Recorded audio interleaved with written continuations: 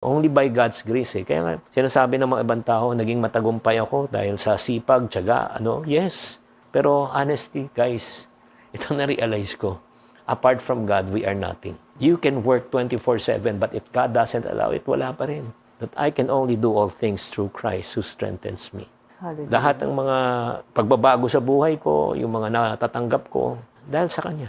Amen. Alam mo yan, dyan ako believe. Yan ang gusto ko eh. Kasi, nung pinanood ko yung mga ibang interviews mo, talagang, wow, nandun yung, yes, yung paano ka yumaman, paano ka maging, financially successful, yung financial freedom sa mga, but at the same time, hindi yung love of money ang lumalabas. Kumbaga, nandun pa rin yung values na pinagkakaloob ng Panginoon. Na kumbaga, itong itong mga material na bagay na to, bonus na lang. Yeah. It is not the will of God to see you in pain.